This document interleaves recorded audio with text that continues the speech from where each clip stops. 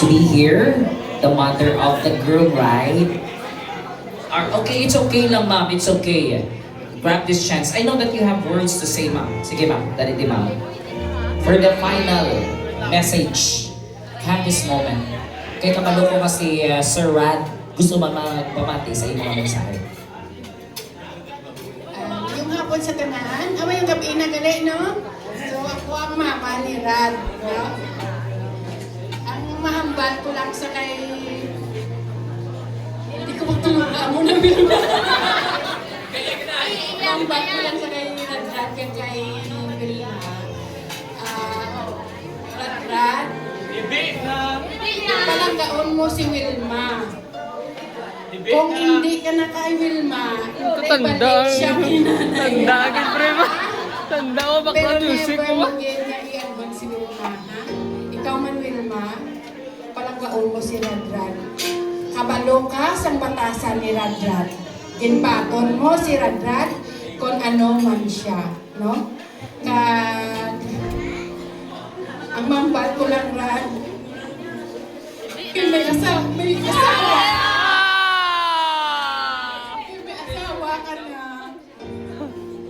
Si Papa mo, hindi ko lang pagpabayaan. Okay na ako. Si Papa mo lang, hindi ko pagpabayaan. Kag ang mga mangko mo.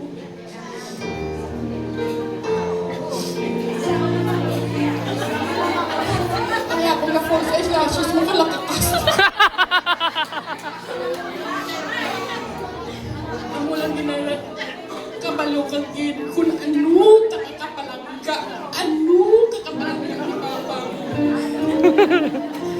Yung halos tanan-tanan, nagdilangin, pinapadayaw ka namon, kaya ikaw mabuhon nga bata. Kabay pa nga hindi ka magbago. Biskan ginaaway mo ko.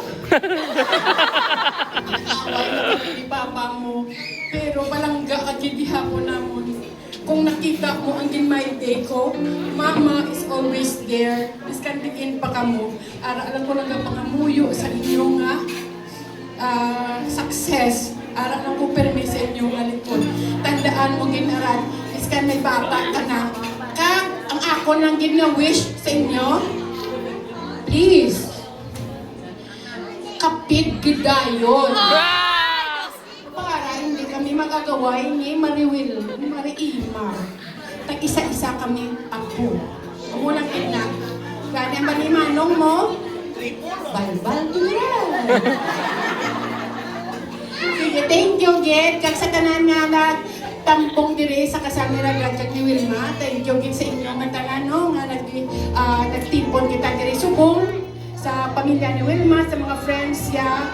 Thank you, Gid, sa inyo sa pagtambong ninyo pag-witness sa kasal, sa pag-isa ni Wilma kag ni Radrad. Sa liwat, madamo gid na salamat sa inyo nga tanan.